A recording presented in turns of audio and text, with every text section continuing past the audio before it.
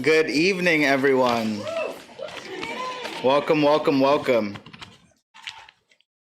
On behalf of Beyond Baroque Literary Arts Center, I'd like to welcome you all to Grief Speak, Poetry on Loss and Healing. My name is Jimmy Vega, and I'm the Assistant Director of Beyond Baroque. I'd like to start by acknowledging Beyond Baroque's presence on the traditional, ancestral, and unceded territory of the Tonga peoples. We acknowledge the wrong done to these peoples through settler colonialism, genocidal practices, and the violent disposition of their land. As an arts organization, we are committed to uplifting Indigenous communities, their stories, and cultures.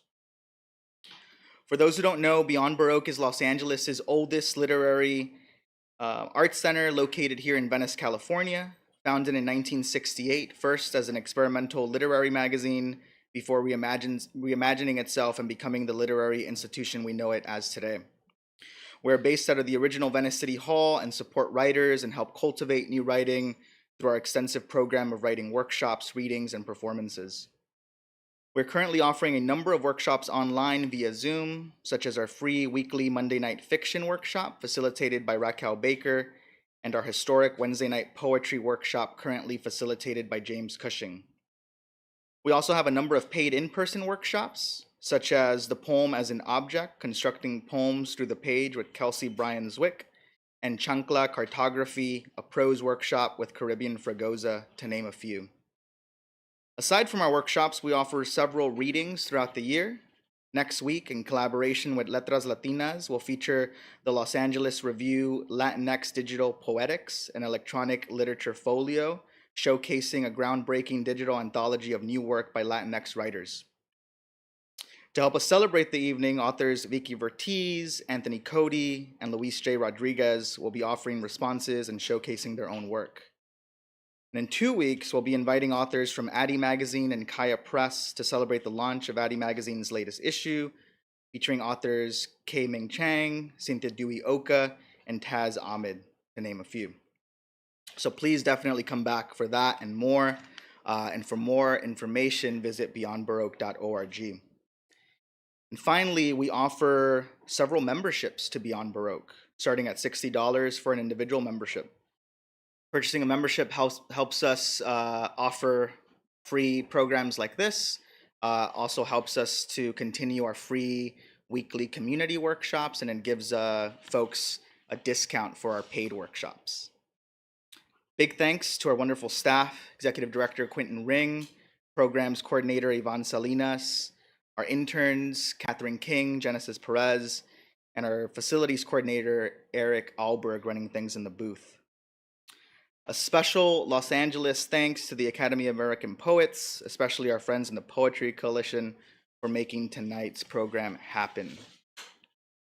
The Poetry Coalition is an alliance of more than 25 independent poetry organizations across the United States who have devoted March through May of 2023 to explore the theme, "And so much loss you'd think beauty had left a lesson, poetry and grief."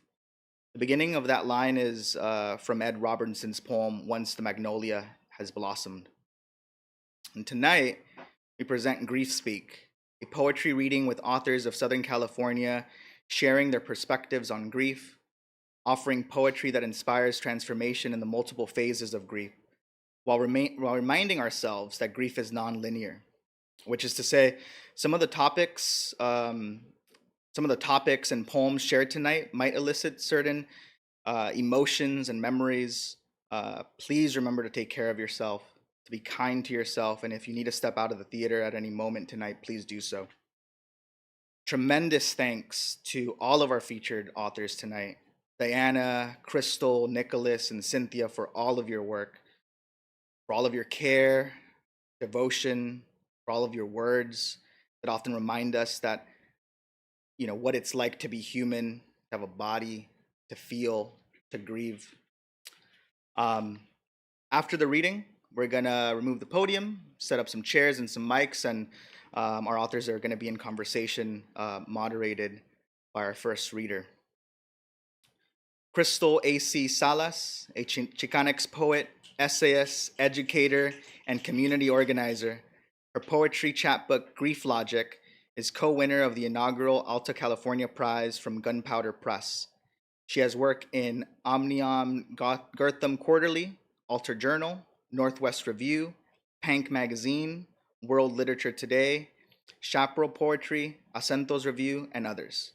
A founding member of the Breakbread Literacy Project, which elevates the voices of young creatives under 25, she serves as poetry editor for Breakbread magazine. She holds an MFA from the University of California, Riverside, and is the recipient of a 2021-2022 California Arts Council Established Individual Arts Fellowship. We have Grief Logic in the bookstore. Please pick up a copy, and please welcome Crystal A.C. Salas.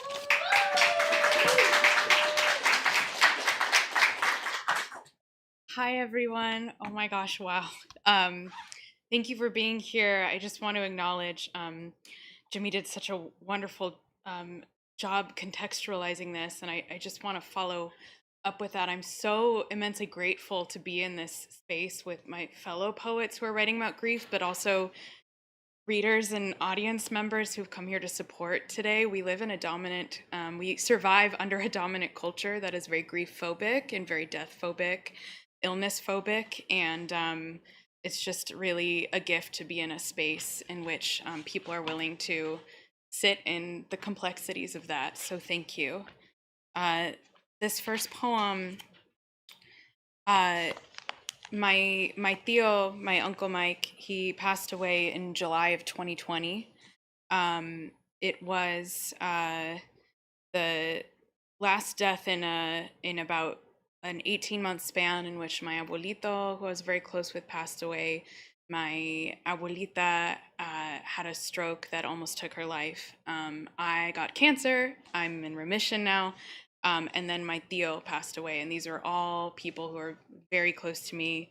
My tío was a second father to me. And as you can imagine, in July of 2020, we didn't, it was a time in the pandemic in which we didn't know, we were so afraid to be around each other because we didn't know, like, who has it, who can give it, and he was in the hospital, and we couldn't be with him at a time we really needed to be. And this is a poem about my last moments with him. Grief Logic number 6 for Mike. Tío, there is no holding here if you are trying to stay. So this, our last closeness at the door of history, does not matter. Your breath already thinned from the air. I kissed your brow after you left it, though I could not endanger anyone else, could not hold Tia Thi's hand as your chest slowed to stop. And I birthed your death for all others, retching it into the phone. We don't know what's inside of us, but somehow are trying to stay here together. I see you everywhere. I called your name in emergency. How is it the first time I kissed your forehead was the last? Thank you. This next poem is about my abuelita's living room, and as I'm sure many can relate, time does such a strange thing in the week and weeks after a loss, especially a major family loss, and this is sort of what was passing through that space. This is called Living Room. And my last name, Salas, is Spanish for living rooms. So there's that. When my 6-year-old cousins ask me, where is he? I try to define everything about a God you didn't believe in until the hospital room slipped out. You begged, Mommy, Mommy, are you there? Took communion from the priest the next time his voice filled the room. I can't hold it against you. There are times I sink into a spilled drink of my own grieving.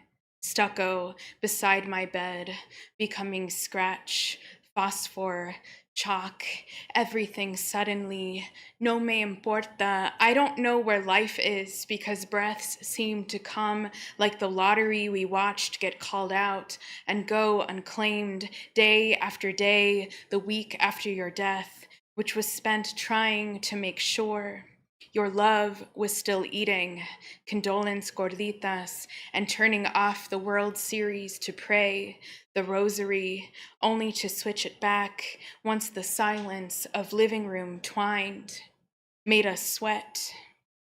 I help M and S write homework sentences on the soft cobija, the other room. They ask, could we write you a letter? I try to define everything about a God I don't talk to, but I pretend for long enough to sit next to your love, who never got to say goodbye. What kind of God cuts a telephone line like that to such a well-paying customer? I learned to pray the rosary in Spanish, even though I don't know what I'm saying. I don't know how else to keep the living room from collapsing. Salas means living rooms, plural, and we have cinder blocked into many salas. Some littered with used tissues, hived skin, others roped off, velvet laced, dusty doilies. I don't know where God is, but I pretend to know your forwarding address. My cousins ask me about the letter. I tell them you can't write back because your mailbox is now everywhere. Like when they're on the playground feeling lonely or feeling weird on the bus, they accept this logic from me, ask me to retell it, and I say yes to this forming of a room, and yes to watching the daily misa on closed circuit television weeknights at 5 p.m. with your love, and yes to believing in birds, wind, phantom doors, shaking bed frames, for everyone who needs me to say, I see it. Yes, I see it too.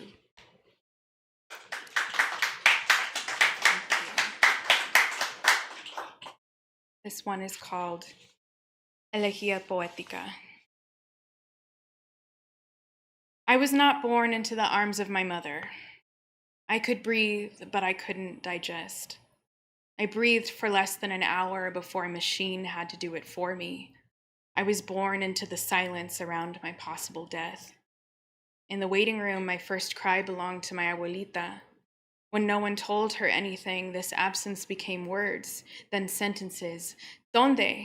Mi nieta? Dios, Diosito, ¿por qué? According to my mother, my abuelita became a puddle that no one could clean up. My abuelita's name is Clara. Mine is Crystal, Cristal. My parents said they named me after Billy Joel's saxophonist or a pretty rock. I lived, and the year my sister was born, our uncle died. Once that year, my abuelita says she was helping my father bathe us, and I began to cry. She had to leave the bathroom because I had then become her dead son, fresh and small with his soul split by a scraped knee. I lived, and my abuelito, an atheist, saved my melted baptismal candles in a paper envelope. I lived, and every time I thought I would die, my child's soul split by a scraped knee.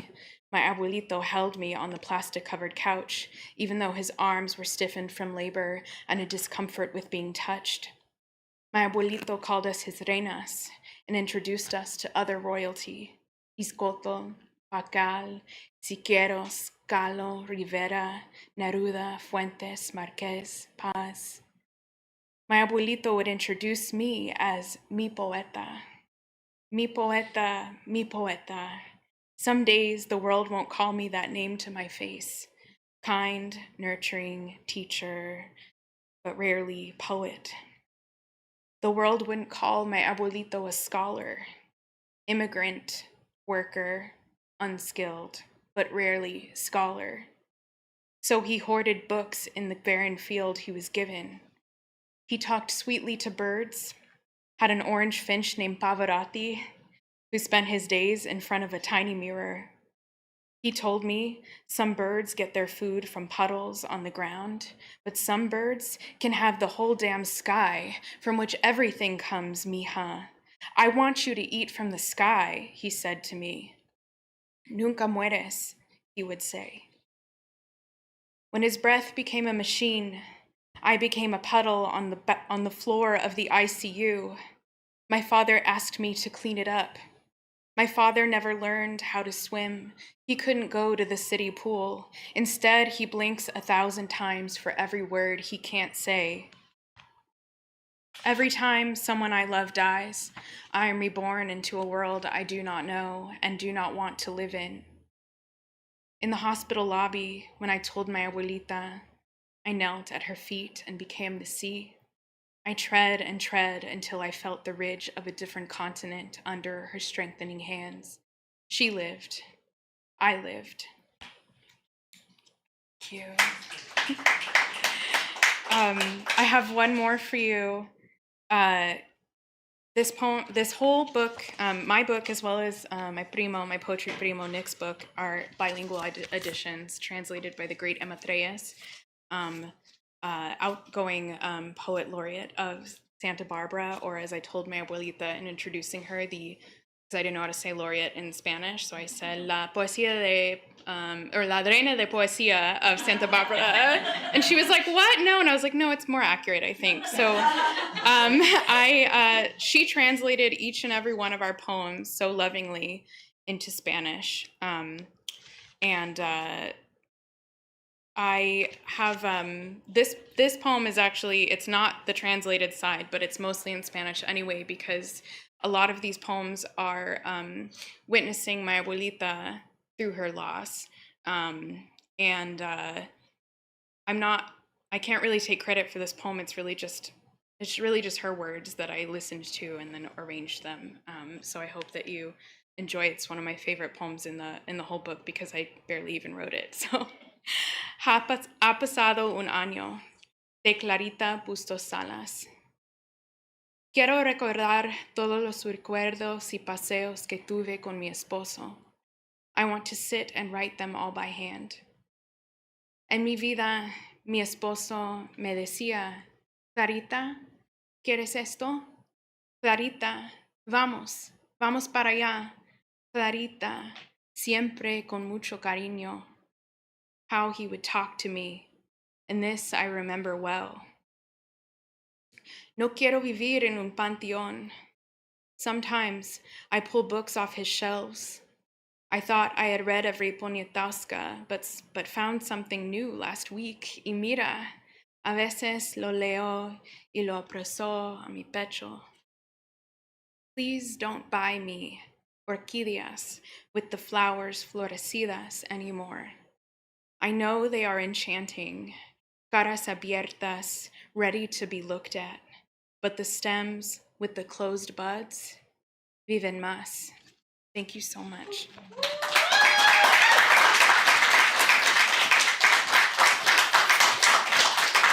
Give it up one more time for Crystal, please. Thank you, Crystal. Next up, we have Nicholas Tino Reiner, an American poet of Mexican heritage. His debut poetry chapbook, Levitations, is co-winner of the inaugural Alta California Chapbook Prize, available in a bilingual edition from Gunpowder Press. His poems appear in Spillway, Aquifer, The Florida Review, Online, Western Humanities Review, Zocalo Public Square, Borderlands, Texas Poetry Review, and elsewhere. Nicholas is a senior press strategist at ACLU of Southern California, where he works to protect the liberty of all people. He holds degrees in English from Stanford University and University of California, Irvine, where he completed an MFA. He lives in Southern California with his wife and 2 daughters. We do have Levitations in the bookstore. Please give it up for Nicholas Tino Reiner.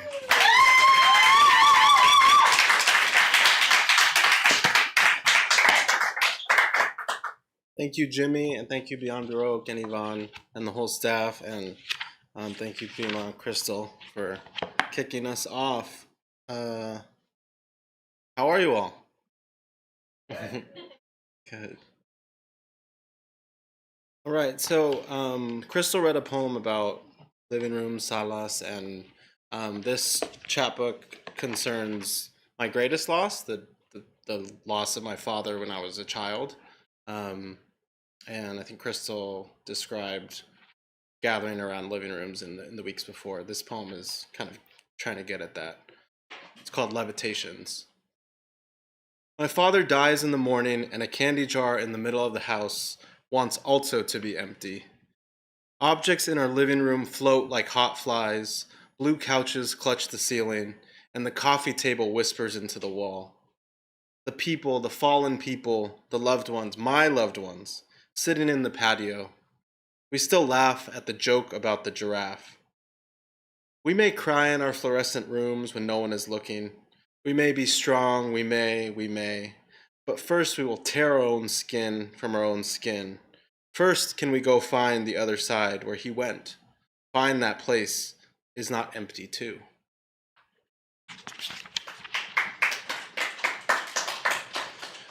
So my father was a LAFD firefighter paramedic, and I thought it was really kind of feeling his presence that you all are next to an LAFD fire station. Um, and this poem, he died in the line of duty, and there was litigation around it. And one day I was a young adult, and I went on YouTube and saw the video that was from the it was just a exhibit in that case, and so I was able to see this soundless 1 to 2 minute video of this event that um, big part of my life. So watching a computer animation of the Los Angeles Fire 3 helicopter crash for my father, 1964 to 1998. You are in the red and white chopper on the other side of the screen, the other side of the sky, and I cannot see your face. The mountains you fly over come into the foreground, non-threatening, royal. The machine glides like it's entering the sky for the first time, through a portal from another era. The main rotor spins, unspooling the air around it. It is a video game, the way the tail rotor snaps off, the way the chopper tilts left and wobbles. You and the others are now cedar waxwings drifting over the expansive green of Griffith Park. In the Army, you jumped out of planes. On my 9th birthday, you and I did a skydive simulator. How did Norma, the wounded girl airlifted, look? Is there no way to tell me how you are doing? The wounded chopper approaches land, the brown and green landscape blurrier, block-like. Then pine trees appear, like popsicles out of the ground. The pixelated helicopter clips the trees, crashes, lodged in the ground like a stake. There's no fire in the animation, and no sound. The trees tower, still and huddled around the chopper, as if they might bend down at any moment to you in the debris.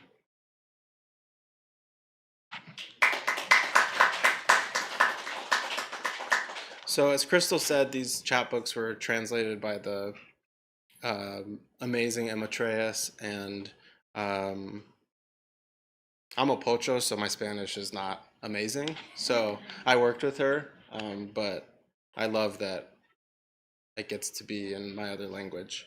So I'll read it in English and in Spanish. This poem is called How Rain Appears, and I'm sure everyone in this room has dealt with loss of loved ones, and I was interested in this poem. I'm always thinking about, oh, my dad died.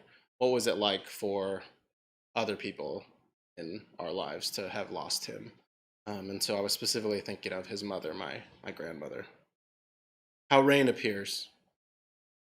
Losing a son in the prime of his life is like losing a mind, not in a dark time, not a period of great duress, not gradually, just all at once, the way sky goes from not rain to rain to rain to rain to rain to rain, the way the mind thinks everything's all right this morning, or that God is here, and then no, of course God doesn't exist. never did, and those who think so have never been. Never mind, this is what it's like to lose a mind. I mean what it's like to lose a son.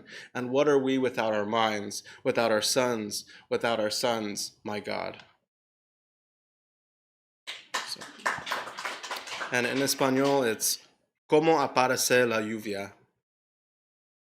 Perder un hijo en la flor de su vida es como perder la cabeza, no en una época oscura, no en un periodo de gran coacción, no gradualmente, solo de una vez, la forma en que el cielo pasa de no llover a llover, a llover, a llover, a llover, a llover.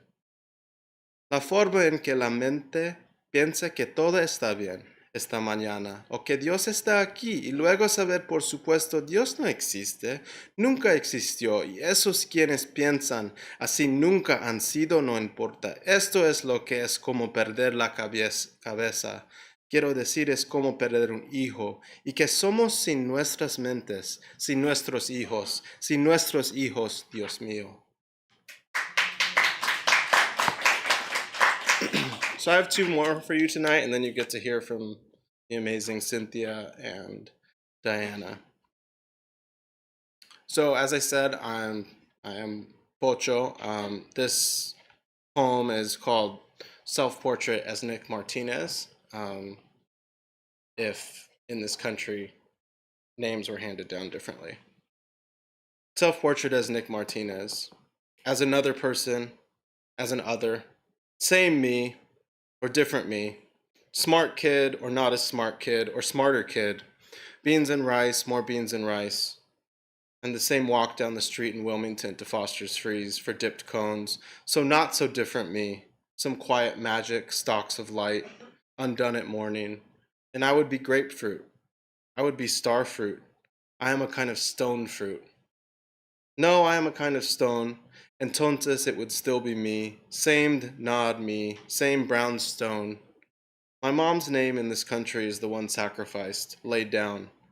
Así que todo sería el mismo. Same trees and streetlights and las mismas voces. Or this. Nothing would have been the same. And the last one I have for you is called Burst. I'm a parent to a small child now, and I've been around her at soccer fields, and it's really beautiful. I wrote this well before she was born. Burst. To peel open a tangerine is to be startled by the scent of burst and burst and burst, and to access the memory of soccer fields, my dad cheering me on, the dewy cut grass, the worn shin guards, to feel my head against his chest. It is to taste the smell of the juices and to reach for what seems gone, but is really just ripening, primed to be opened in bursts. Thank you.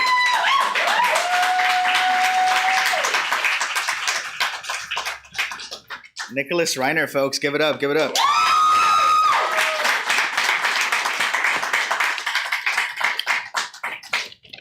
Everyone doing okay? We're good? Up next, Cynthia Guardado is a Los Angeles-born Salvadorian poet and professor. She is the author of 2 collections of poetry, Cenizas and Endeavor. Her poems have appeared in Poetry Magazine, U.S. Latinx Voices in Poetry, and The Wandering Song. Guardado won the Concurso Bionacional de Poesía Pelsier Frost in 2017, and Cenizas was a finalist for the National Poetry Series in 2019. Make some noise for Cynthia Guardado.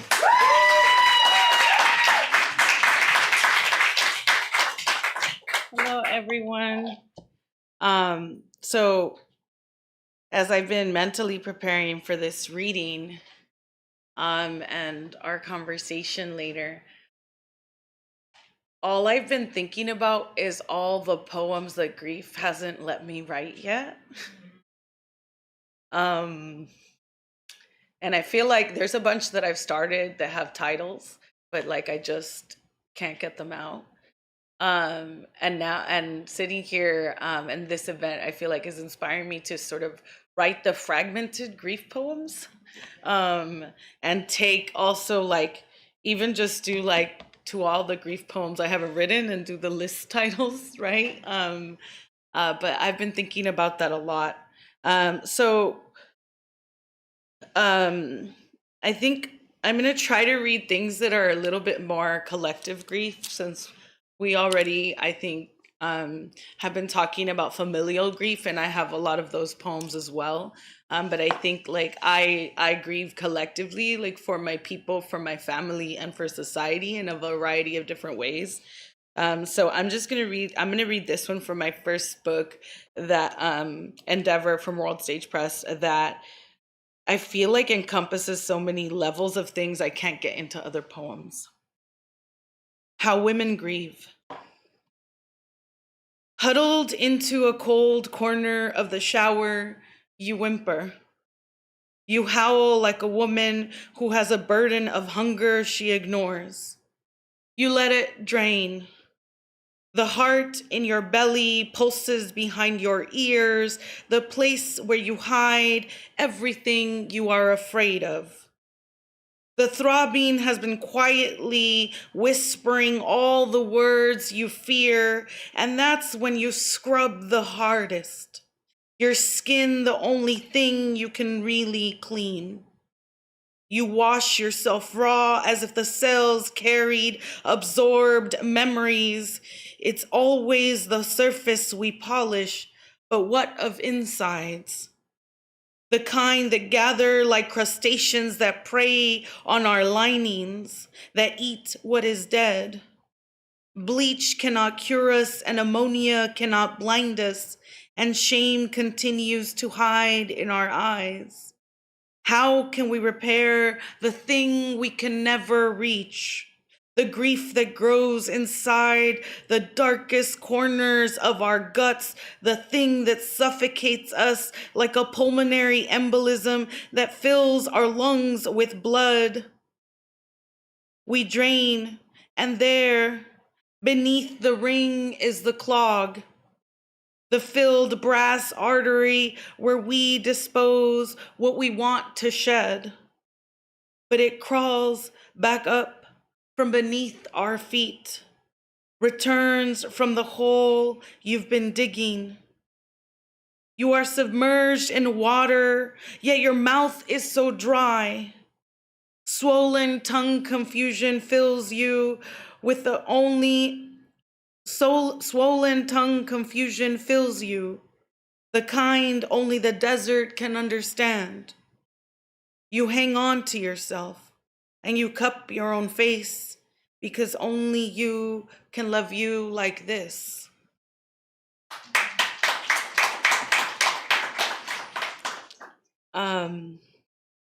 So my cousin was murdered by her ex-partner the last, like when I was in the last weekend after finals of my first semester of graduate school, which I was attending graduate school in Fresno. And amongst many of the poems I haven't written, and I've started, is the fact that she was missing, and my family didn't tell me because they knew that it was finals.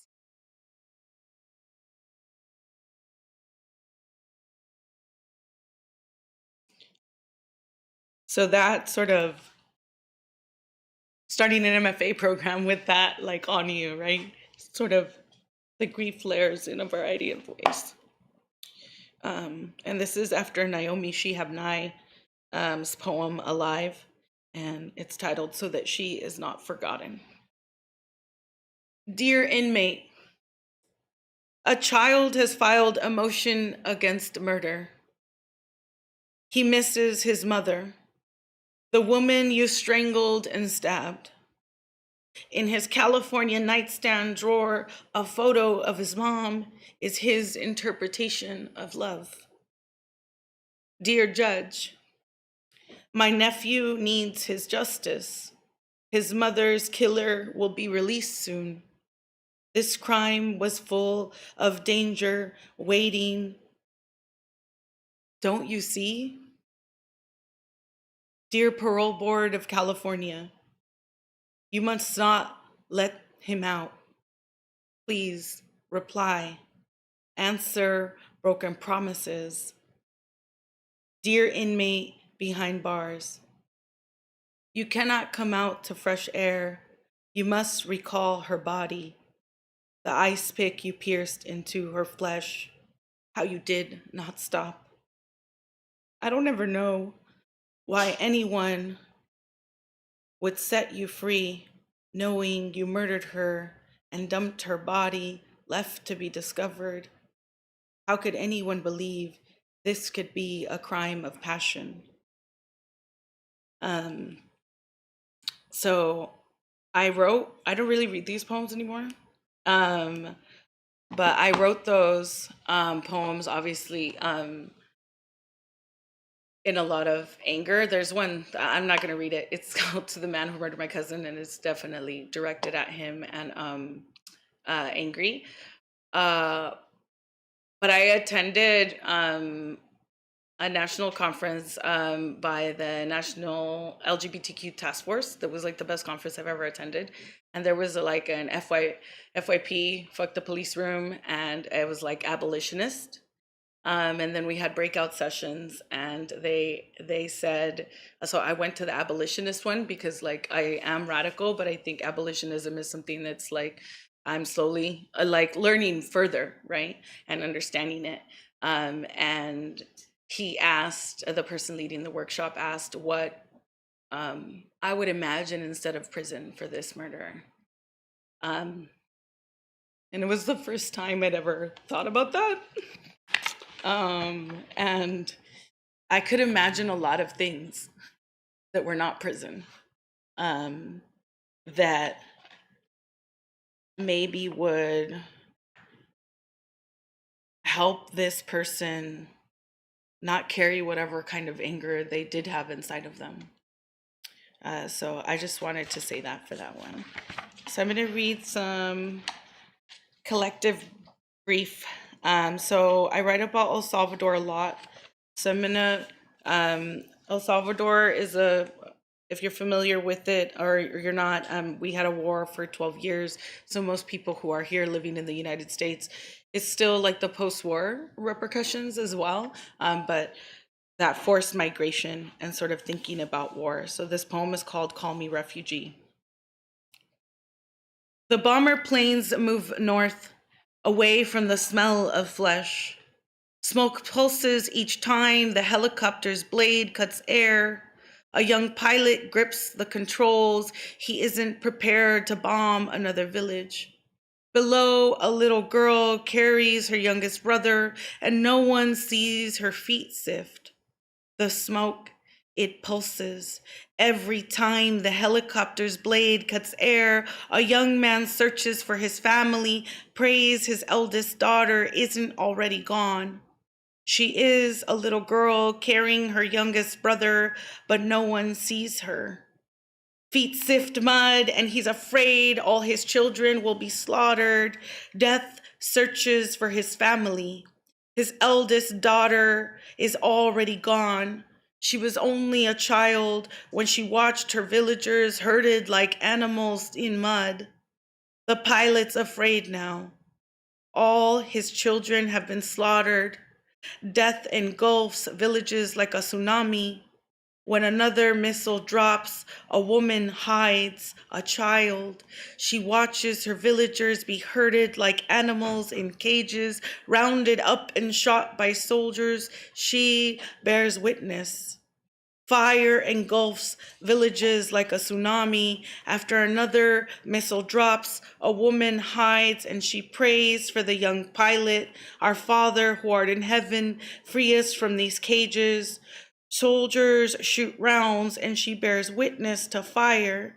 He grips the controls. He isn't prepared to bomb another village. Below, she prays for the young pilot. Our Father, who art in heaven, free us from these bomber planes. Move them north, away from the smell of our flesh.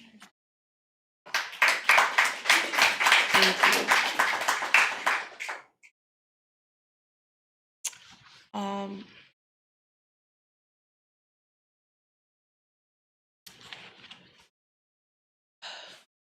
On June 22nd, 2010, members of Mara Salvatrucha gang attacked a city bus in Mexicanos, San Salvador, burning 14 people alive.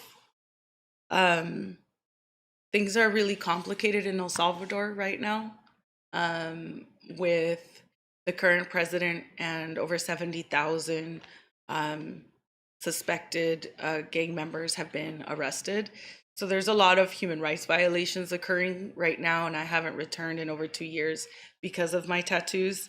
The violence is real, but the root of the problem is so much more complex than people want to think about.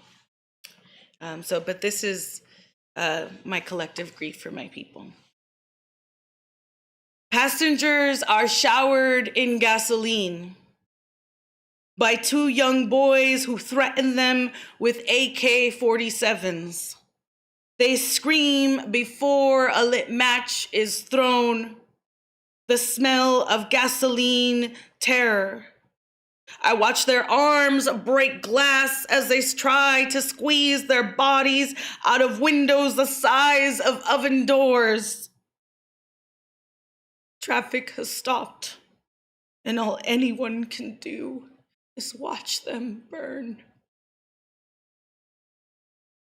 Later, when the bus lies charred and caution tape sections off the city, the smell of burning flesh will stick in my hair, and I will be afraid to wash it away, to let them go.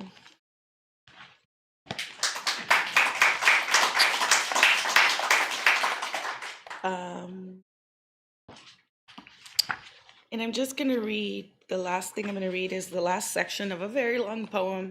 It's 1,500 words. It's in the middle of the book. But just in thinking about collective grief from a people who are in a diaspora, a people who are affected for generations by war, this is a part about that. War erased the timeline we were meant to be born with.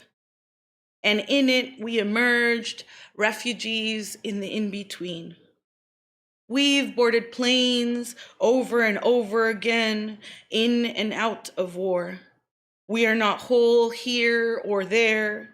We live in a constant state of shock. We hold our breath often, afraid we'll suddenly become extinct.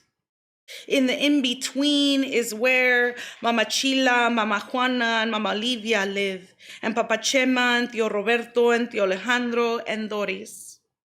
All my ancestors are in the El Salvador of my mind, the one I imagine while I sit on the beach in Los Angeles.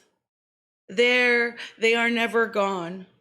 They are in the home that lives in every cell of my body, a place far away, but more real than here. All my people have been born from the ashes of volcanoes. All my people are buried in El Panteón de San Rafael. Today, we raked the fallen leaves off the tombs of our ancestors, and my mother said if she died in El Salvador, to leave her there. I said, aquí vas a estar con todos. In the in-between, you'll exist forever. Thank you.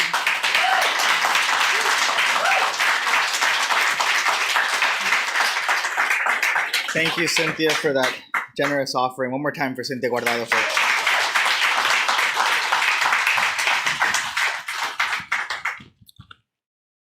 Last but certainly not least, a poet and multimedia artist, Diana Coy Wen, is the author of Ghost of. which was a finalist for the National Book Award and forthcoming collection Root Fractures.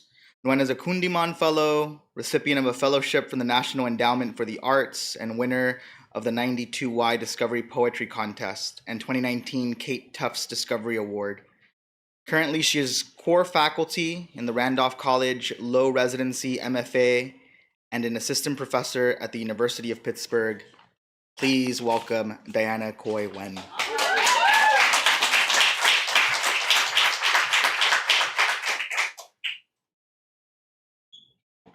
Thank you, Jimmy. Also, thank you, Yvonne, Eric. Also, like, hi, people in the live stream that we will never know who they are.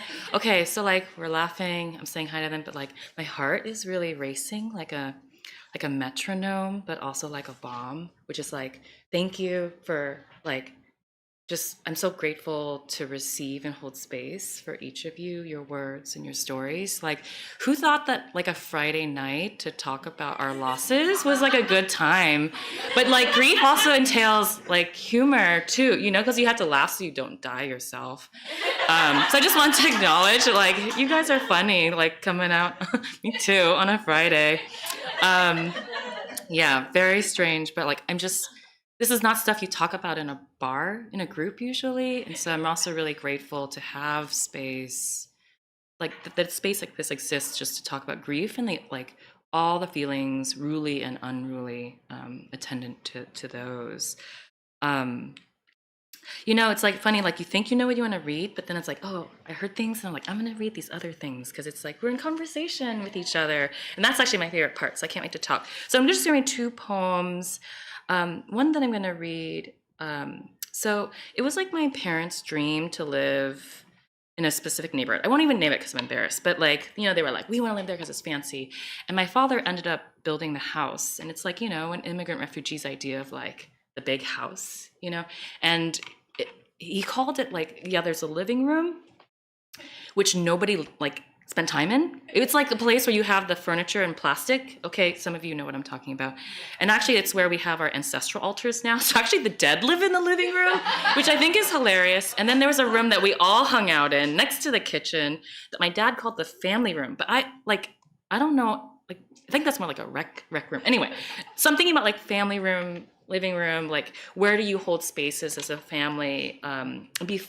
For years, while my parents were slowly building this house on the weekends, like, you know, when they weren't working, we lived in like my uncle's like one bedroom, like not far from here, kind of like close to the airport. And we all slept with all the beds put together, like my parents' queen size bed and then like two twins, you know, we all just, I remember like rolling. Anyway, okay, I don't know. So I'm just thinking about that space as a living room. So I'm gonna read, that was a long introduction to not as long a poem, but I'll read that because I was just like thinking about those familial spaces and how you don't like treasure them like when they exist as a child.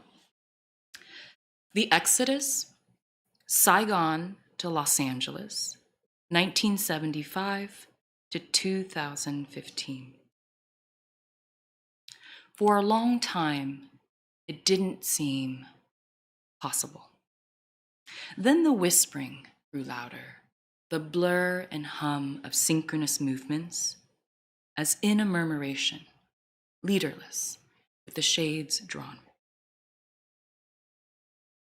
A poet, burning his life's work, a mother, measuring out small bottles of poison.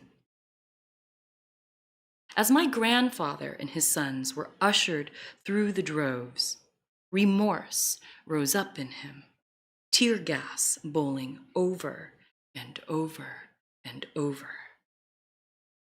Then, everyone became equals, each one disappearing in the shadow of another. Touch, as a bird rarely seen unless believed in, wretched. A youth points a toy gun at her chin, stupid, girlish pleasure rising for a moment. Still, every living body finds a routine, no matter its damage. 2 minutes after I was born, I had already made my first evacuation. Years later, when I found myself in Saigon, I bought a lighter at the war market. Etched on one side was a nude woman, reclined with her legs spread, an owl at her sex, one wing in, the other wing out, two owls standing by. Why should we mourn? Isn't this the history we want? One in which we survive? After many days at sea, my mother's guised boat found rescue. A young man collapsed and died beside her, the journey's end too much to bear. Before my brother was born, all four of us slept beside one another in one bed. In an effort to resist memory, my mother asked me to shake her awake.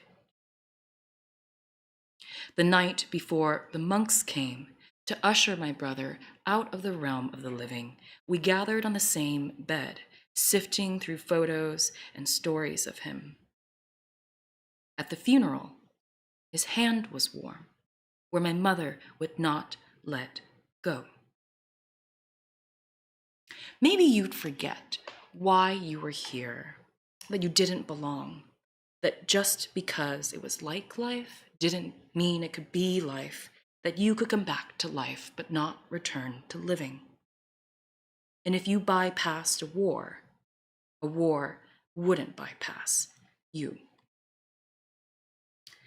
I forgot to mention, so like my loss, like the one that I hold and carry in my body, as you've all kind of shared the various losses, is my youngest sibling, my brother, Oliver, who took his life in the family garage in 2014. He was 24. And actually, I'm about to leave LA again because I was only here for about a year while I was on leave because I had a child. But the last time I was like in Southern California was actually like for my brother's funeral. I was like kind of in between jobs, and I was like, oh, I guess I'll just like be near my family, as tricky as that is emotionally. And but I got into grad school, and my parents like literally the week after we buried him, and my parents were like, you gotta go, you have to go. And I was like, but like, they're like, no, you have to go. And that's a weird transitional, like its own. I mean, then like I'm in grad school and then just like not able to write any poems about my brother. And it took a while, you know, it's like grief has its own logic. It has its own time frame. And can I just like complain a little bit for a second? Yes. There was one guy in my program, and at one point, I wasn't there, so this is hearsay, but also like, what the fuck is this friend who tells me this? But apparently at like a bar when I was not there, he said to people like, when is Diana gonna stop writing her dead brother poems? Like, never, fucker, you know, like never. You lose a brother, like no, you know, like what's wrong with you? Anyway, which is to say like, grief evolves, the loss evolves, and like, I will never like not wanna do it. Anyway, okay, so he doesn't have to read them. That's totally fine. Wow. Another thing,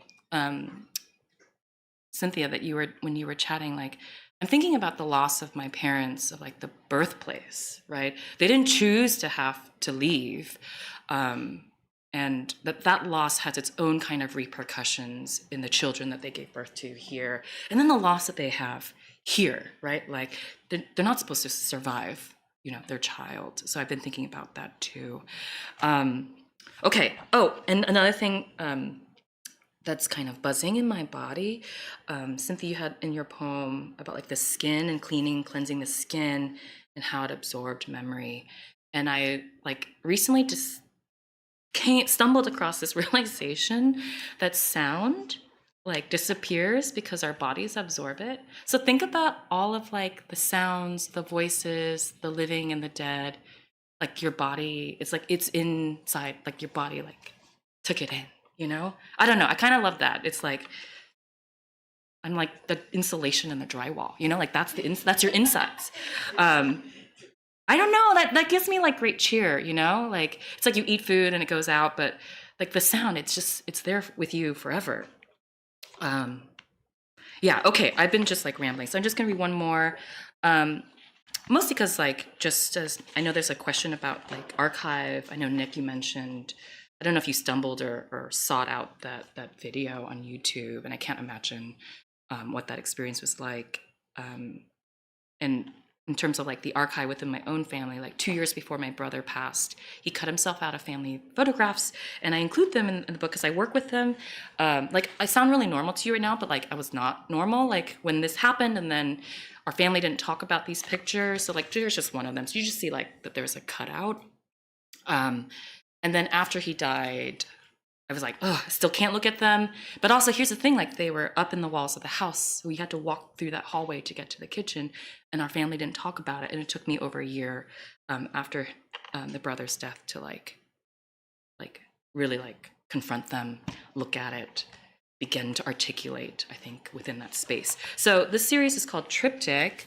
So you have that first part with the image, and then you have like kind of the body text, and then like what if poetry could be like a framework around the person no longer here. And I just show it to you only because it'll make sense in terms of how I read it. And okay.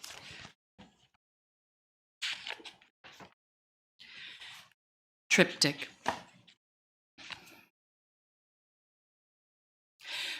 With eyes closed, he waits for his body to do the same. A fist full of grains, rice let go from the hand of a symbolist. First, the rainstorm, then trio of crickets, a stream, then a trickle like someone who has the hands of a mother or father to guide him. But the house is empty. He is emptying out every hour, all hours before his death. He is dangerously close to living. His body is warm, his mind cool. What are the tricks for warming? He no longer feels the watch against his wrist. He no longer feels a wrist. He no longer.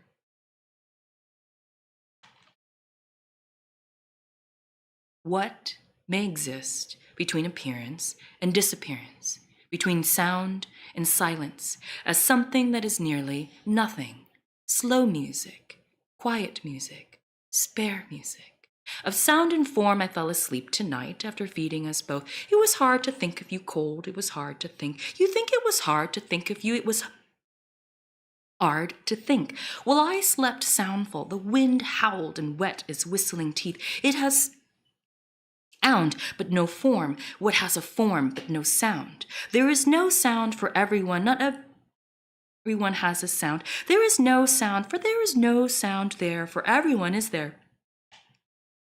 Anyone between the sound and the silence, some solitary figure ambling along the loop, no sound in which the performer is silent. He is a point departing. No sound overtaking sound to the verge of vanishing. Oh, sound, not one, no one silhouetted against the empty scores, no duration to arc, but still a space to occupy an occupation. Tonight I fed you first, then my elf, then fell asleep. We have departed from the cage. That is not a space. We occupy. A sister who is dreaming becomes a sister in another sister's dream moment. Momentarily forgetting that music is playing. Something startled me, a voice in the room I thought was empty. Did you jump over? Did you jump back? Over and back? Did you jump back? Did you? Over here I stretch, the replay across the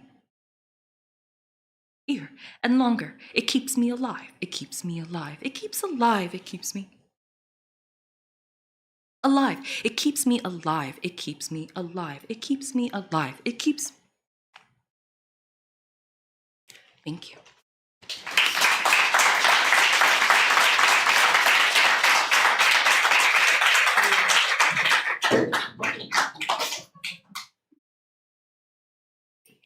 Thank you, Diana. Folks, one more time for Diana Koiwan, please.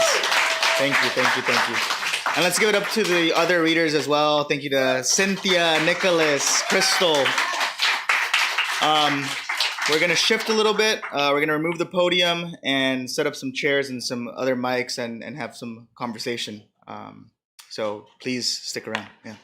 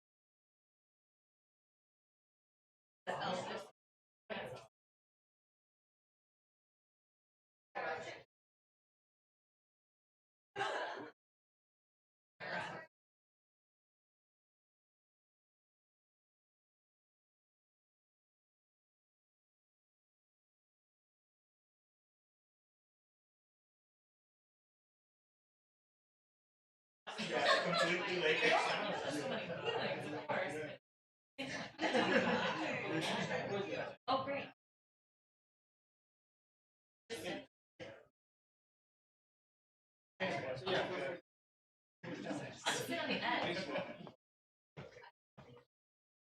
I'll sit on the other Yeah. end. I like the edge. Yeah, me too.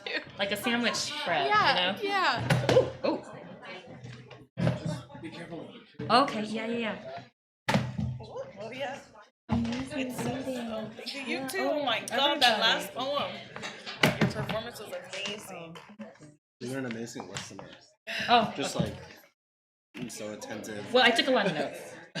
Like I do this because it helps me to like be hyper focused. Yeah. And you know how when you read after other people, you just feel nervous. Yeah. So it helps me to Yeah, be be present. present. Oh yeah. Anyway, I don't It's a know. great. Somebody a asked great about I like ADHD, it and I was a like, lot. maybe I don't know. I like that a lot. But yeah, these are my notes.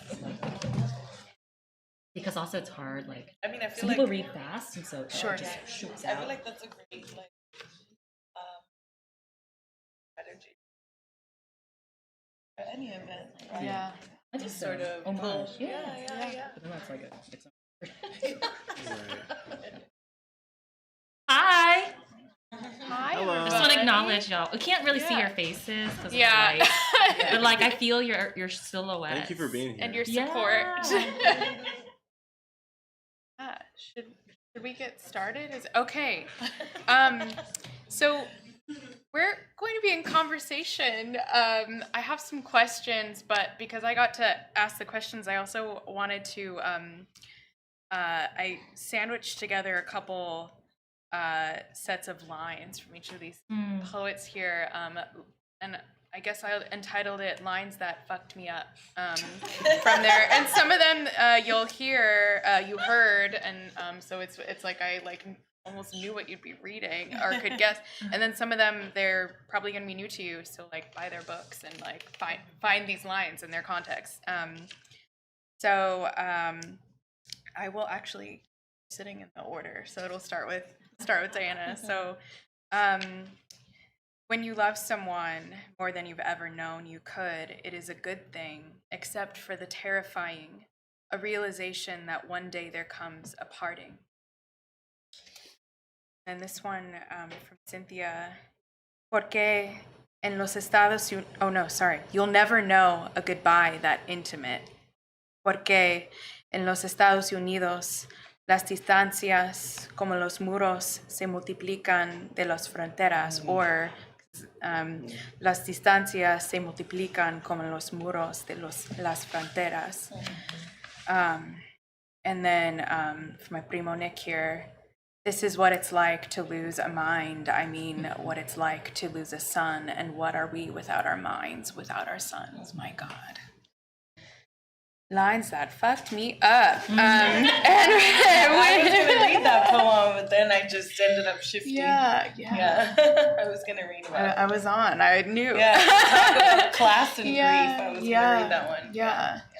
I think I really appreciate the ordering in which this happened. I think we all write about collective grief and familial grief, but I appreciate, as Cynthia pointed out, started out, we both read more familial grief poems, but then going into the archive and going into collective grief.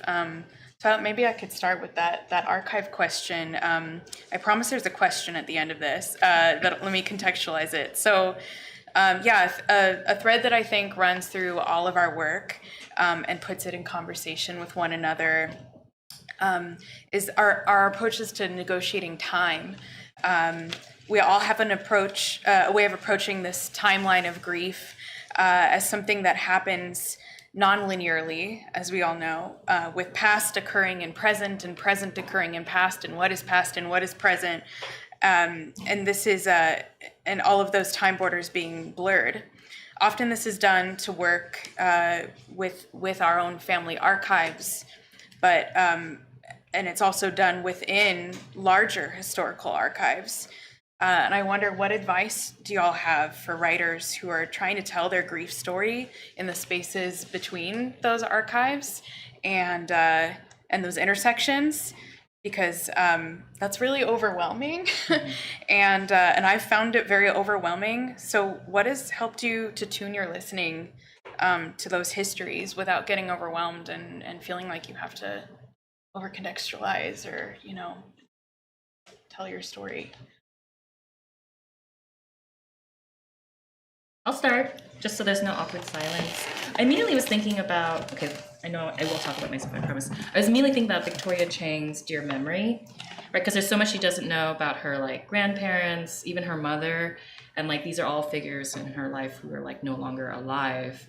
And she does these kind of really cool, non-fixed collage stuff with the photographs, and then there's these letters Dear Mother, and then just all questions, right? So I love thinking about just sit with one particular image or document or fragment or torn piece of paper or a pressed flower. I don't know, whatever you have that exists, and stay in that moment. And where does it bring your mind to what question, and begin there is I think what I say. So for me too, I mentioned I couldn't write when I started grad school, but I could still what's the word?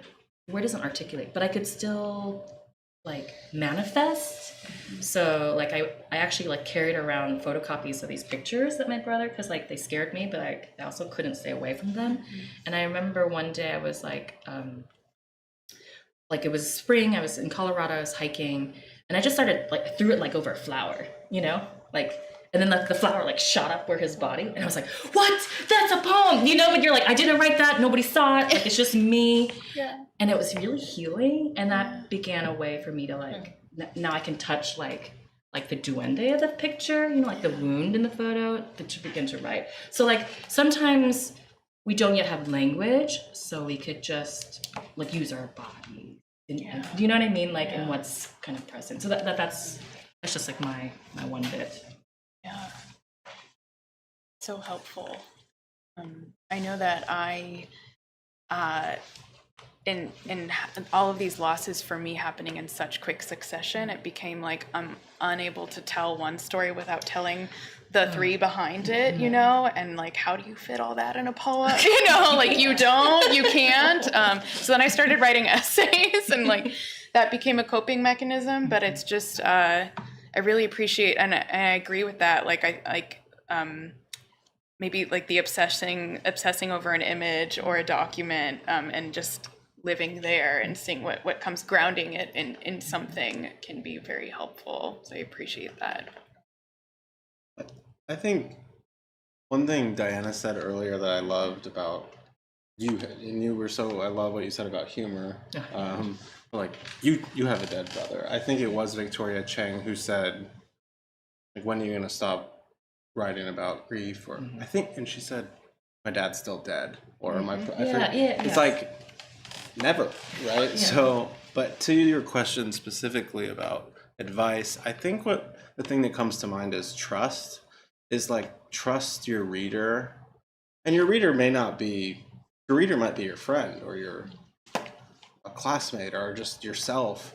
Just trust your reader to get out of it what they need, I think, and also trust yourself. So if you're writing about grief and it takes you 15 years to write the poem, or it took you, I don't know, 15 days to write the poem, like, just trust yourself.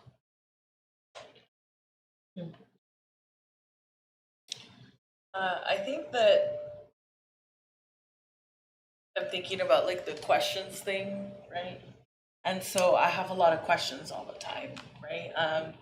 So there's a lot of maternal figures, the matriarchs in my book, my grandmas, my great grandmothers, and my mother is very prominent in it. Well, I lost my maternal grandmother when I was 11, and that's a poem that Crystal quoted from. And so there's this grief now over like not having the answers or the ability now, when like I'm so invested in like archiving our history that I cannot speak to her. And so the only vehicle for that is my mother. And so what has happened is it's like the merger of investigating that, of like sort of my frustration around it, while also having my mother to sort of fill in all the things in whatever way she can for me that like I can't ask my grandmother. And so then the poems end up being like these conversations with my mom. And so I think that and there's several of them that are that, and then many of these poems came from conversations with my mother. And so I think for me, that intersection is sort of when I'm trying to like archive things about family. I think I have so many missing pieces. So, but we're often in dialogue with each other about our grief, and that dialogue is sort of what can be used to write the poem. Yeah. So yeah. So I think like folks thinking about how they maybe are in conversation around this, right? And then letting those conversations be the poem. Yeah. Like, you don't have to like paint the whole picture, you know? Yeah. It could just be like the place just out of the frame. But then the accumulation of those fragments constitutes a kind of experience that tries to like get at the thing. Yeah. It's just always going to be like an asymptote, right? Like trying to get to that limit. Sorry, I'm using like a math metaphor, but I feel like that's what writing is. You're trying to like get to the thing, but sometimes you're like going at all these different. Yeah. I really appreciate that, because when I first started, my abuelito also died my third week of my MFA Oh my program. God. Like I really, and it was, like the circumstances around it were very much entrenched in systemic violence, and I, you know, I really struggled with, like when I first started writing, it was all just trying to, and there's a lot of, I really identified in Cenisa's, like, you're rejecting Cynthia, like I'm not gonna try to tell you why we matter, right? Like you're rejecting it, and I really appreciate, like for me and the start of my journey, I was like trying to bring in all the context, and because I was like trying to like desperately to point to like why this mattered and why he mattered and why those circumstances, you know, the injustice of it. So I really appreciate the permission, because I can guess that a lot of people struggle with that in trying to, someone really wise once said to me, like when you lose somebody, it's like there's the primary loss, like the title of their role to you, and then it's like the secondary loss of who they actually were to you. And trying to explain all of that in a poem, and then with the systemic, like, you know, circumstance, it's a lot. So I appreciate like that permission not to, you don't have to explain it all.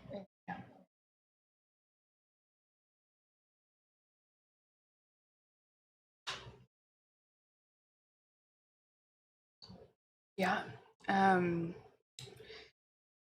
So what has been your experience in exploring grief as a writer, while others in your community, maybe your family or your larger community, aren't, who are connected to that same loss, aren't experiencing it in the same, or exploring it in the same way as you are, or maybe even exploring it at all?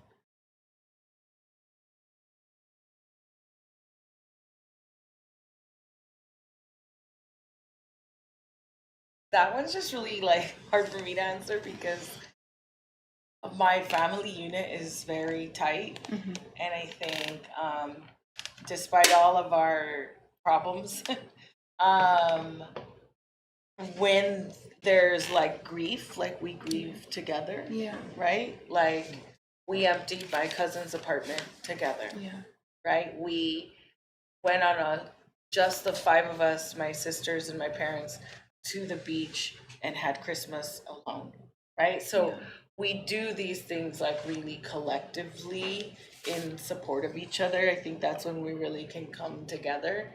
So I think I'm often writing from that place. Yeah. I'm writing from that place of how we hold each other in grief. And there's even like a line in one of my poems where we're sitting on a unmarked grave taking a family photo at my uncle's funeral in El Salvador, and I say, have we ever said I love you like this? And so I think I'm often writing around that, Yeah. sort of how we carry together. Yeah. So for me, it's very different. Yeah. Yeah. When I know that's not the case in like other families. Yeah, my parents, they don't even like acknowledge that he's dead. I think they use the word in Vietnamese is muck, which is like lost, like the same word I mean, I guess you say like, oh, I lost my brother, but they don't say that. They're just like, he is lost. Like he couldn't figure out like once he got off that 405, like where he was, you know? Yeah, it's like a present state, but it's also so mundane because like there's such taboo around like the concept of suicide, which I think to this day, I don't know the Vietnamese word because like nobody uttered it, right? Which is like, so there's a kind of, when nobody talks about it and there's a silence about it, do you have permission then as a person to feel your complicated feelings? Like there was not a space at the very kind of rigid funereal kind of Vietnamese Buddhist ceremony, right? Like I was like, my aunts are mean to me. I mean, I guess they're always mean to me, so that's kind of normal. But like, I was supposed to like wear a certain thing, sit a certain place, chant a certain thing that like, and I don't identify as Buddhist. So, which is to say like then like turning to write about it when I finally could write about it was so private and alone. And also like scared. Like, cause you know, you go to school and you're like, you write, you're supposed to publish, but I was like, I'm not gonna publish this. I mean, eventually I did, but like, You weren't writing it for no, that reason. Yeah. terrified. And then like, if I'm gonna have their pictures, like, there's no like speaker. It's like Yeah. that's me at 14. You know, you can't like hide that that's like you. But funny thing is like when I did decide to publish, like later, I was really scared. That part's not funny. I was really scared. Lots of therapy, but like after it was out in the world, like my parents, you know, they don't talk about it, but they celebrated like that the book came out, and then they'd come to a reading if it was in LA, and we wouldn't talk about what I read, but like if I read like the Exodus, I remember reading it for the first time, and like my aunts and my mom were crying, and my sister was crying. And afterwards, nobody said anything when we went out to a China buffet. You know, it's like I see you. Same though. Yeah. Like, oh, you know, we never talked to you about that shit, but you figured it out. Yeah. And there's a way of like, oh, we're holding space, but not at the same time. We're not gonna look at each other while we do it, but we're Yeah. holding space. Yeah. Like, but we know that we're carrying it, and we Yeah. haven't yet gone to the place where we could like sit together on a grave or on a memorial site to talk about like word love, or even to express love in kind of a westernized way that we do in this kind of culture. But just to say like there's so many ways, right, to kind of approach it. Yeah, I'm, you know, I love what you just said, Diana, and I hesitate to like project my own meaning on what you said, but I almost have like empathy for your parents in that he is lost. Like, know. like know. even this idea of a present state of lostness, like perhaps that is a way of configuring death, even, right? Yeah. I'm thinking of my grandpa, who is the patriarch of my like big Mexican American family, died 2 years ago. His name is Tino. I'm named after him, and I also have a nephew named Tino. So he's living among us. But the elder Tino told me my dad died when I was when he was 33. So now I'm older than he was, which is also a weird thing. But we had another family member, Eddie, who very suddenly died of illness at 33. And I was, like what you all said, I was in college at the time, so I was not there for Eddie's funeral. But I remember my grandpa Tino and I would go on these walks later. We would just go on these morning walks and we would talk about life. And he told me about Eddie's death, and when he was in a coma and a bunch of people were going into his room. It was just like a line of loved ones. And he remembers seeing people, a lot of the men would just kind of go in and pay their, you know, but then there was this one, I think it was a woman, I don't remember, a friend, who was just sobbing, was just crying so much. And what my grandpa told me is he really felt like she was crying for all of them. So I was thinking of all these men, especially like Mexican men, perhaps, like people who, for whatever the case may be, we can't cry or something. And I kind of like this idea that some people can cry for others, and that there's like this collective crying. And maybe, so in this case of writing, okay, my brother or my sister who also lost a dad hasn't written a poem about it, but the writing is still collective. And That each person with the loss like contributes their own offering, like however it may manifest. I love the One thing that I thought about as we were all talking is, I think more specifically about my cousin. She's not my sibling, right? So I don't engage in the level of like a conversation around her losing her and the grief around that as much with her siblings, right? Because I'm trying to hold space for whatever tenderness they need around their process of grief. And so, like, even at my book launch for my first book, which has the poem To the Man Who Murdered My Cousin, like, people had heard it, and I was really nervous. So, like, I read really fast, and I still had, like, a bunch of time left. And so people in the audience started, like, requesting poems. It was crazy. And someone yelled, To the Man Who Murdered My Cousin. And I said, I won't read that tonight. And then I was like, her siblings are in the audience, and out of respect, like, I cannot. So I think there's like things for myself, and then things that it's like there with them, and that's like, it's not my sibling. It's a different loss for them, right? But where I think I carry it in the way that you're talking about with your family is I'm seen as like the strong person in my household and in across my family. My father gets that too. So like he's the one who went back with the body to El Salvador. And I'm the one who was in charge of the wake. And I spent hours the night before the wake making a picture book for her 5-year-old son, where I was like using some cheap version of Photoshop to put angel wings on photos of his mother to help him process his loss. And while I'm not processing it. Yeah. So I really wasn't able to grieve until it was all over, and I was back alone in grad school, and I went on a bike ride, and I just started sobbing and sobbing. So I hate that poem. Like, I wrote it, and I'm like, it doesn't do it her justice, my grief justice, our loss justice. And so there's so much around that too in writing, right? Sharing that.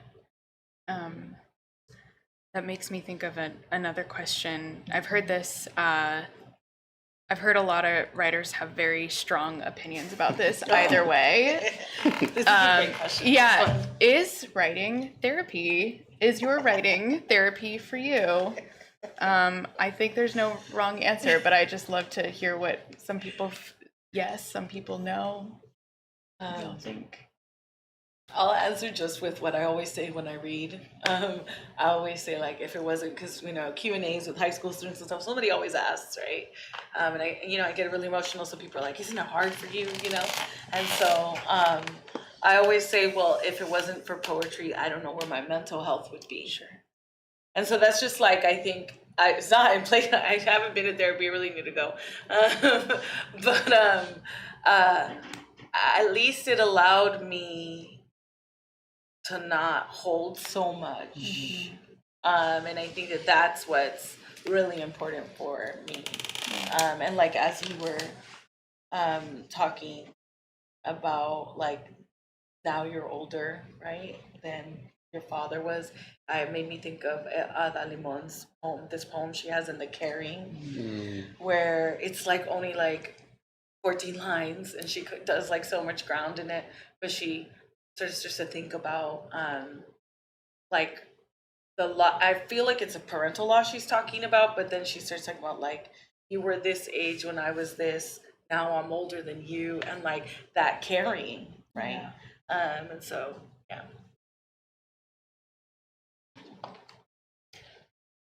I don't know, you looked at me, so I'm like, oh shit. Sorry, I looked at you because I just wanted to stop talking. Oh, yeah. No, I know. And I'll just keep looking at you. Yeah, I love that Ada Limon book. I mean, so many versions of what we carry. I mean, like, it could be whatever you want it to be. Yeah. So I would never say no. Yeah. I think for me personally, like, the therapeutic nature is a kind of byproduct, but not why I go to it now. But totally as a teen in a really oppressive, abusive, like, childhood, it was. And actually, like, I wouldn't be alive I didn't write in my teens. Different now, right? Like I have other systems of support, but I didn't then. And so I think it's whatever we want or need writing to be, I guess, if that kind of makes sense. But there is something like, I don't know what the phenomenon is called, but like when you share such intimate secrets to like strangers, there's a way in which and somehow it's like easier. You know what I mean? Like I could never say any of these things to my mother. Are you kidding me? No way. Even if she asked me, right? Like no, like it just I couldn't even tell you why. And so there's something about that, right? Like about like the humanity of us, like receiving it and being able to be intimate in this way and then going off into our lives. You know, I don't know. So that's if that's therapy, great. I mean, actually, when we first got up, like when the first few, when Crystal and Nick, when you first got up and you shared like your losses, I was like, oh, I feel like we're in a grief support group, you know, like, and I was like, oh, great, I can remember to do that, and then like I forgot to do it, you know. So there is a kind of element of like, hey, I'm gonna listen to you, and I'm gonna make my offering. And we're gonna acknowledge each other, you know. Like, and that's a system of support. So Yeah, I like that you've been using the word offering, and also, I guess, directly answering the question if it's therapy. You know, I'm interested in that word need, and I think of my own like journey to poems. And you know, my dad went to work one day in the morning. I was 9, and then he just was gone. And when I was like in the days after that, I wrote a poem. A 9-year-old kid was just writing a little poem about his dad dying. And I look at it honestly, probably even 6 years later, but certainly 25 years later, and I'm like, that's not, like, it looks like a poem from a 9-year-old. But I got so much positive feedback from that I literally think that's why I'm a poet. Is something inside me had to fucking write this poem because the world is turned upside down, and I mean, people really were like, this is amazing, and I guess it probably was amazing for this little 9-year-old, right? But I kept doing that. Like I kept just writing poems, usually about frankly hard things. And I think even the way I realized I hadn't been writing that much, I hadn't been writing many poems, and then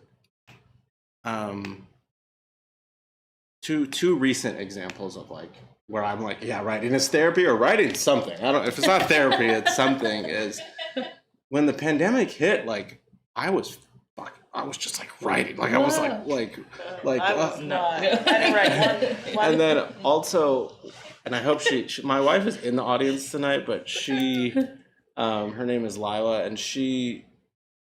man, I really shouldn't share this maybe, but she had been going through a tough time after the birth of our daughter and a few years ago, and I remember that I was writing about it. Like I was like, I need to get this out. I need to deal with this somehow. And she's amazing and doing really well. But I guess there's this need to deal or need to. That does feel a little. I guess I would say yes. It feels like therapy. Wait, can I share something? My therapist. So I know you haven't yet. And I don't think all therapists are the same for sure, but my therapist will say let's work this out. And I love this idea of let's work it out together. We have a conversation to tease out this thing of stuckness or hurt or whatever. And when you mentioned the writing after the birth of the child and what your spouse was going through, that's a working it out, right? On the page. And there is something therapeutic because it's not locked away. In an enclosure, right? So I don't know. So totally. Yeah. As you said that, it makes me think about the revision process, and how Is that therapeutic? no, revision sucks, but it's the hardest work, right? That's how you get the piece that ends up in the book, right? But the revision process is insane, right? Because I think I've worked on some of these poems for a decade. Mm-hmm. And every time I'm coming back to rework this thing and work how I experienced it, and then trying to convey it to others. Yeah. And I'm thinking about what you said too about like all the praise that you got over the poem, right? Um, and I feel like I have that experience a lot with folks. Like after I just made the whole room cry, right? And they're like so excited about what I later, like after it's over, they're all chatting with me and I find that that does come though, I think from a place where everyone recognizes how difficult grief is. And so the fact that you're doing it and confronting it is important to them too. Yeah. And I think sometimes that's why I write it, because I feel like I really write from like a docu-poetics perspective. Like I want to document, I want to archive. I don't want my cousin to be forgotten. I don't want my Theo's death to be, forgotten. I don't want their stories to be forgotten. And so that is a way, right?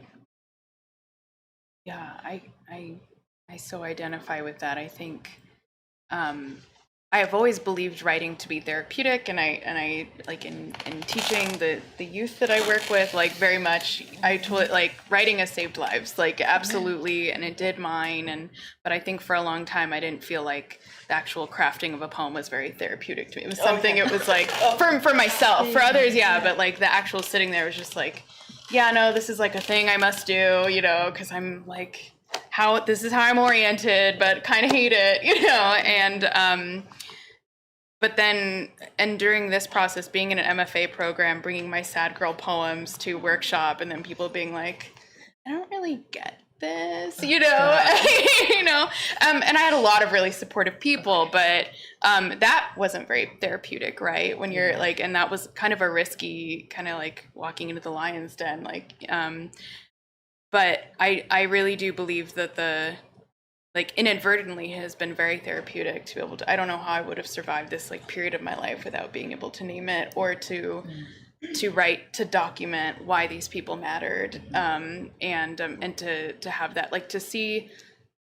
have my poem published in Alta and see, like, to be able to write my uncle's name there and see his name on it in a glossy page of a magazine distributed like nationally was like, that was, and all sorts of opinions about publication and what that really means, and that doesn't legitimize anything, of course, but that was really therapeutic to be able to like witness and record and insist on his continual presence.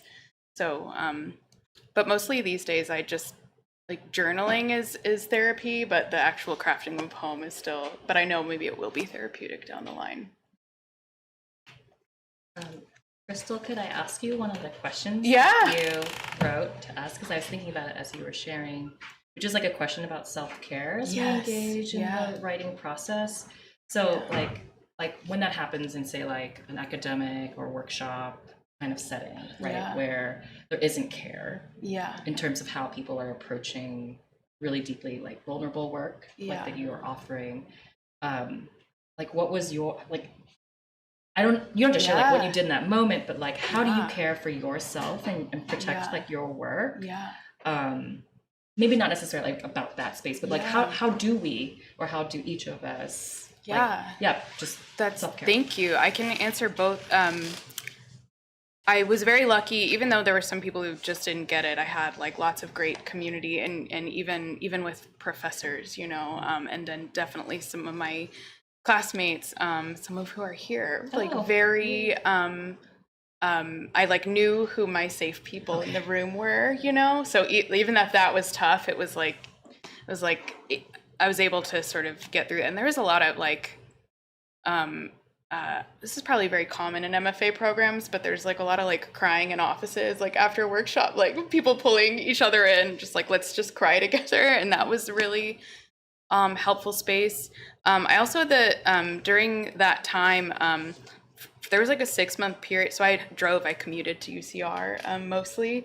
It's a very long drive from the valley. And as soon as I would hit like a certain speed on the freeway, I would just start stopping. 6 months of that, just like, it was like pulling away from whatever context I was in and that was very, probably dangerous, but I'm really good at crying and driving at the same Sobbing and then yeah. You get kind of good at it. So that was really helpful. Also, I really learned I learned a lot about myself and what I need for like I need to move if I'm blocked because there's these poems that my grief won't let me write, and maybe they won't let me write it for a long time. Like I need to go outside and look at a dang flower, or I took a yoga class for trauma survivors, which was like really, I like so recommend that. And I sent my therapist my book because I was like, there's no way that that this would have happened, without having someone to dialogue with. So I felt like I had a lot of support in that way. And I encourage everyone to make sure that they have that and know that like your mind is grieving and your body's grieving also. And like all those things need to be attended to. Wait, like you cried driving at a certain speed, and then you cried while riding a bike. I think speed, velocity, I don't know physics, but like something about velocity. I cry while I swim, but then nobody can see it. Like there's something else. I don't run, but like I swim. Yeah. It's like, and then if you sob, then you just like drown. So you're like, it's like you really know you want to be alive. You're like sad, but you know you want to be alive. But I think there's something about movement. Sorry, I'm just observing this. Yes. There's something about movement. Like it's like our body is like on a kind of autopilot, right? You know how to ride a bike, you know how to drive, and then like the emotional part can like be like, hi, and then it like it can't hide anymore. Or something. I don't know. Because it's not oriented on like a task to help somebody or to ward yourself from a workshop, right? But now it's like, oh shit, I'm here with myself. Wow, I never thought about this before. Yeah. We should look into studies about this. Grief studies.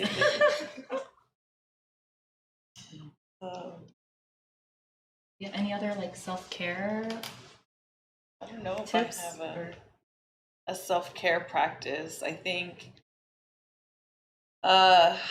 just for me, because of like the amount of revision and time I take with each poem, a part of that self-care is like knowing that I have a 1 poem limit a day. Like when I'm revising, I can only really do 1 poem, and it might not get done either, right? But like I can only be in like this headspace. I can't like be thinking about the other things, and I also have to be completely and utterly alone when I revise. Like I often like I've even like rented a cabin a space at the back of someone's house in Lake Arrowhead for a weekend and just locked down inside, right? Just because I cannot revise around any other people. Like people who like revise in coffee shops and stuff, I can't do that. Like I will grade you some damn essays in a coffee shop, but not revise my poems. And I think because I have to read them out loud, the sound is so important to me. And so I often like work totally alone or when everyone's asleep, like at 2 a.m, I think in the last couple years, I've been doing a daily practice of kind of gratitude statements and affirmations. And then someone I know really I grew up pretty Catholic and prayed. And then I realized, I'm just fucking praying, obviously, but I'm calling it like something else. So I find that to be self-care, just saying these things out loud every morning. And also, for the record, I recently cried in the car while I was driving. I was gonna ask. So it's a thing, and on planes, when you're hurtling through space. I've cried on a But people say plane. like it's the altitude thing, so I don't know. Yeah. This is my new theory. Yes. Who cries on a boat? I hope somebody else can share that at some point. yeah, I mean, the gratitude, I mean, that's like a time to kind of focus and reflect.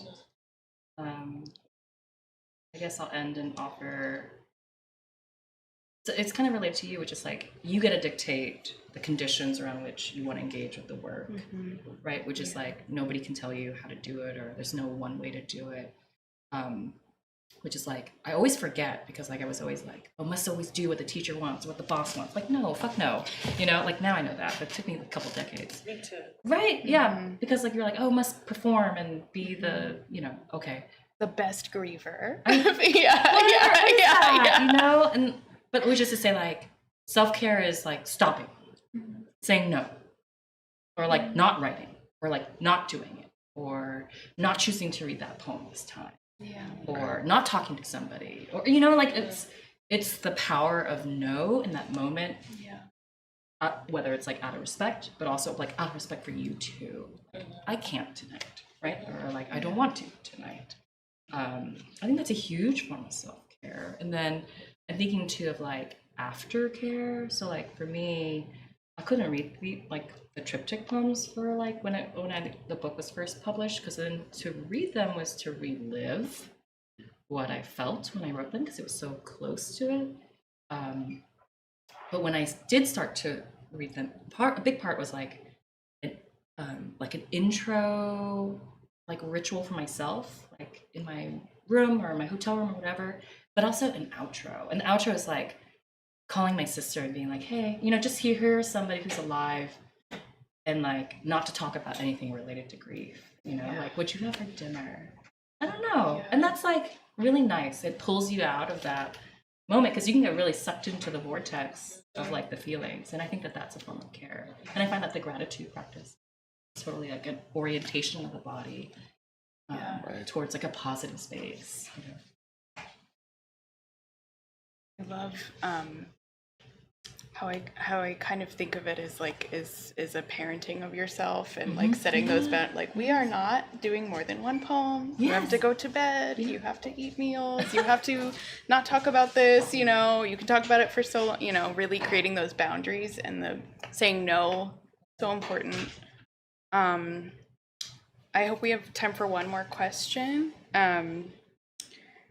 How do you recognize signs of healing in your writing? And if so, what does that look like?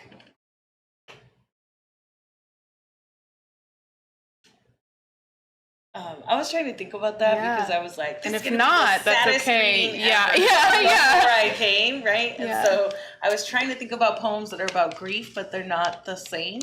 Yeah. And so like I have a poem where I'm like remembering my abuela like killing a chicken in the kitchen.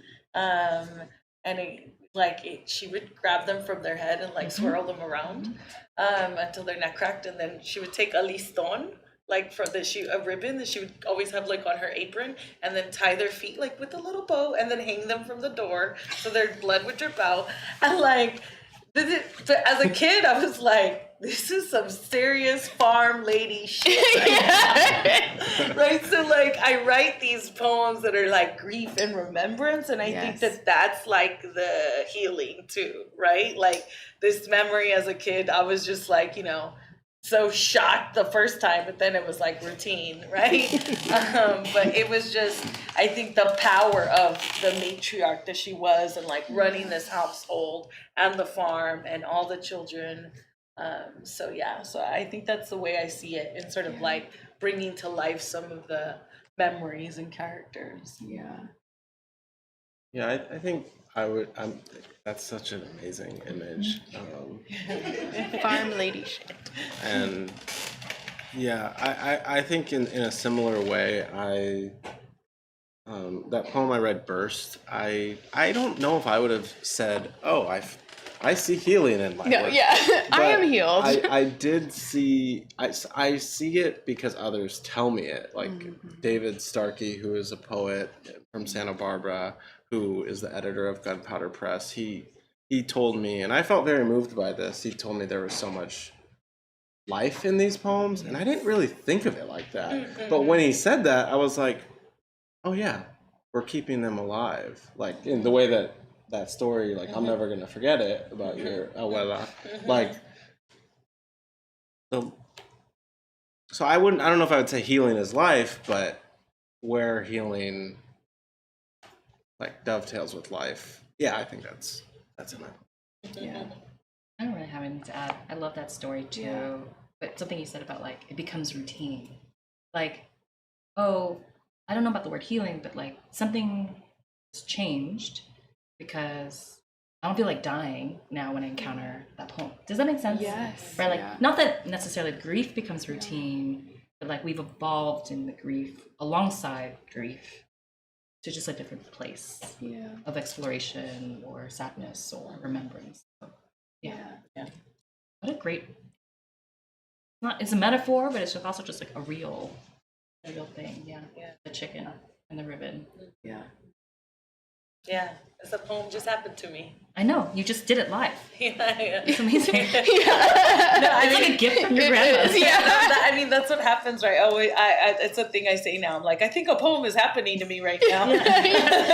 We need to go to a quiet place. Yeah. I'm like, I need to like start turning this and figure out how I'm gonna like, because something is happening right now. This is a moment.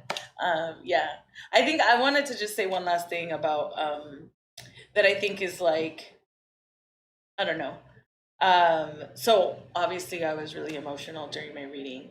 And if you've ever seen me read before, that is not the first time you've seen me cry, right? Tonight was not the first time.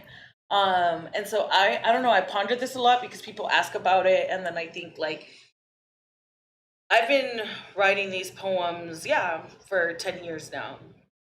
And I always cry. And sometimes I wonder, I get like self-conscious about it. And sometimes I'm like, early on, I would think I was ruining the poem if I got too emotional. And then later I was like, it's okay if I'm getting emotional while I'm reading. And then a performance coach gave me a great piece of advice, which I thought was really powerful. Because I would get like earlier, like you said, like when the distance was less, I would get way too emotional. And he said, if you get to a point where you're that emotional and you cannot keep going, don't force yourself to finish the poem for the audience. He was like, you can end where you're at and it will be just as powerful. Yeah, so I think, I don't know, but I don't know how I have that many tears still. Like, I guess is why I brought it up. Like, I've been writing these poems for 10 years. I'm on like semi-book tour for this book. I did 3 events yesterday. Like, I'm just like, but yet their tears are still there. And healing's not the absence of that, you're like still but like maybe you don't feel like you're gonna die, as Jan said. Yeah. So I don't know, it's an interesting thing for me. Yeah, the level of trauma, I guess, right? You're carrying. Yeah. Thank you, everyone. You all were so great. Thank you. Thank Thank you. you. Thank you so Thank you much. to you And all. thank you, all of you, for Yes, your thank you. time and energy and holding space with us. I feel like the caring that you're doing and holding today. Yeah. Thank you.